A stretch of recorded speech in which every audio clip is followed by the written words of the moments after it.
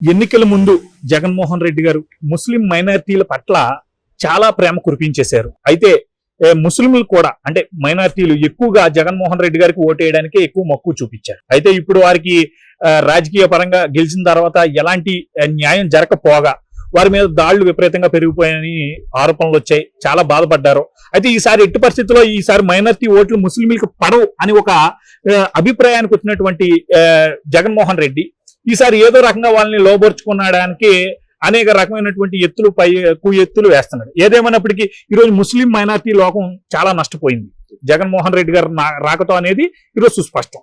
మీ అభిప్రాయం ఏంటి? మీరు ముస్లిం నాయకులుగా ఉన్నారు. మళ్ళీ ఏదైతే గతంలో 100కి 90 మంది ఈ రోజు ముస్లింలు వెళ్ళి జగన్మోహన్ రెడ్డి గారికి ఓటేశారో మళ్ళీ రేపు రాబోయే రోజుల్లో అదే జరుగుద్ది అంటారా? రేపు అదే పరిస్థితి కనిపిస్తుంది అంటారా? మీ అభిప్రాయం ఏంటి? ఖచ్చితంగా అండి. ఇప్పుడు జగన్మోహన్ రెడ్డి చెప్పినట్టు 90% ఇంతవరకు వేశారు మాకు అని చెప్పి ఈసారి ఎటువంటి పరిస్థితుల్లో అతనికి వెయ్యరు. ఆ 90% కాదు కదా, 9% కూడా వెయ్యరు. ఒకటి స్పష్టంగా ఎందుకు వెయ్యరు అంటే వీడు 2019లో నుంచి వచ్చినప్పటి నుంచి మనం చూసుకున్నామంటే ముస్లింల పైన దాడులు కానివ్వండి, లేకపోతే వాళ్లకు వెల్ఫేర్ స్కీమ్స్ కానివ్వండి, వాళ్ళకు దామాషా ప్రకారం. మీ పిల్లలు ఇంటర్మీడియట్ మరియు ఎంసెట్ చదువుతూ సబ్జెక్ట్స్ లో కన్ఫ్యూజ్ అవుతున్నారా? కాన్ఫిడెన్స్ లెవెల్ తక్కువగా ఉందా? రిపీటెడ్ మిస్టేక్స్ చేస్తున్నారా? అయితే మీకోసమే ఉంది Rise app. 1 lakh question bank, performance analysis, online classes by experts, ఇంకా మరెన్నో ఫీచర్స్ తో మీ ముందుకొచ్చింది Rise the perfect guide. Description లో ఉన్న లింకును ఉపయోగించి సబ్స్క్రైబ్ అవ్వండి. రావాల్సిన బెనిఫిట్లు రాయితీలు గాని ఏవే గాని రాలేదు. ఒకసారి అంటే మోసపోయారు. ఎందుకు రాజశేఖర్ రెడ్డి వాళ్ళ అబ్బాయి ఏదో అతను 4% రిజర్వేషన్ ఇచ్చారు, అందుకోసం ఇతను కూడా మంచి చేస్తాడని చెప్పి చేసుకున్నారు. కాకపోతే అట్లాంటి ఏమే గాని లక్షణాలు ఏమే గాని దొరకలేదు.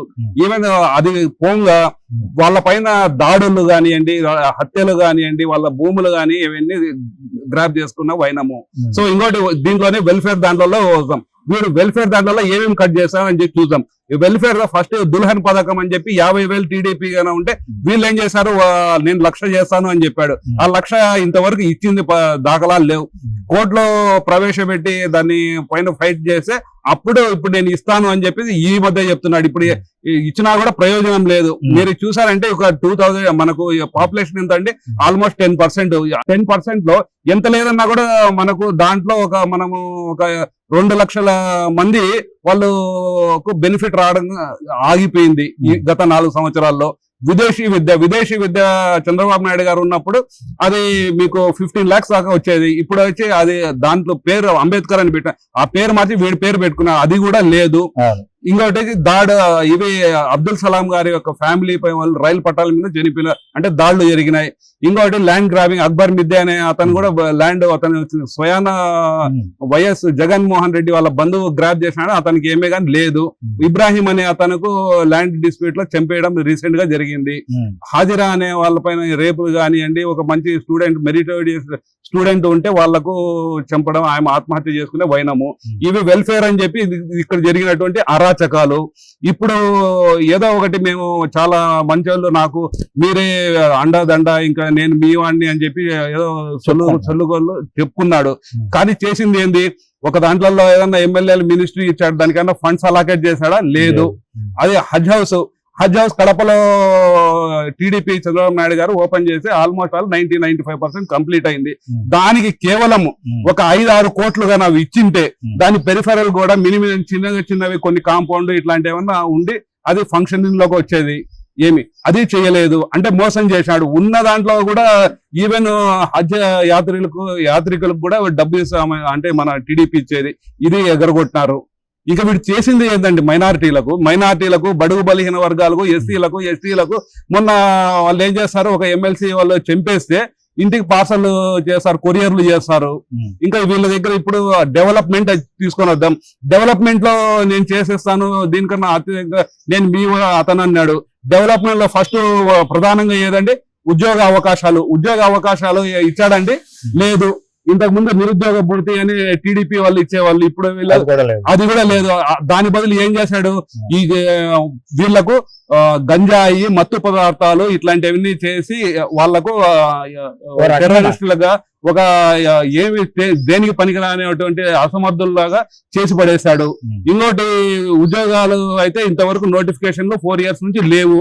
డెవలప్మెంట్. రెండోది ఇండస్ట్రీస్, వ్యాపారాల్లో మనకు వచ్చిందంటే ఇండస్ట్రీస్ తీసుకుంటాం. అమర్ రాజా బ్యాటరీ వెళ్ళిపోయింది, ఇంకా కొన్ని జాకీ కంపెనీ కూడా వెళ్ళిపోయింది.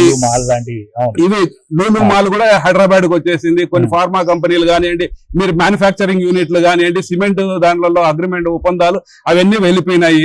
దీంతో పాటు బైనింగ్ దాంట్లో ఇసుక స్కామ్, ఎంత స్కామ్ అండి, డైలీ ఎంత లేదన్నా కూడా వరకు 1000 కోట్ల ఆదాయము అది డైరెక్ట్ గా అతని అకౌంట్ లోకి వెళ్తాది. ఇంకోటి లిక్కర్ తీసుకుంటాం, లిక్కర్ పాలసీ తీసుకుంటే లిక్కర్ పాలసీ ఏం చేశాడు, నాసి రకము వాళ్ళ బినామీల పేర్లతో ఉండేవి, అది దట్టు హానికరంగా నర్వస్ సిస్టమ్ కూడా డ్యామేజ్ అయినటువంటి అటువంటి తీసుకొని వచ్చి అట్లాంటి జనాలకు డిస్ట్రిబ్యూట్ చేస్తారు. దాని వల్ల ఏమైంది, ఒక్కొక్కరికి ఒక 1 year మీరు కంటిన్యూస్ గా తాగితే ఒక 5 years 6 years లైఫ్ స్పాన్ తగ్గిపోతుంది. ఇలాంటివి చేసి ఈ ప్రతి ఒక్క దానికి వెజిటబుల్ అతను కూడా మీకు QR కోడ్ లేకపోతే పేటిఎంలు చేయొచ్చు. లిక్కర్ కి ఎందుకు లేదు? ఈ క్యాష్ ఎక్కడి నుంచి వెళ్తుంది, వన్ జోబులోకి వెళ్తుంది. ఇవన్నీ నాశనం చేశారండి అన్ని వ్యవస్థలు. ఇప్పుడు మిమ్మల్ని ఎంత దారుణంగా మోసం చేశారు జగన్, ఎందుకు మరి ఉద్యమాల రూపంలో బయటకు రావట్లేదు, ఎందుకు ప్రశ్నించట్లేదు?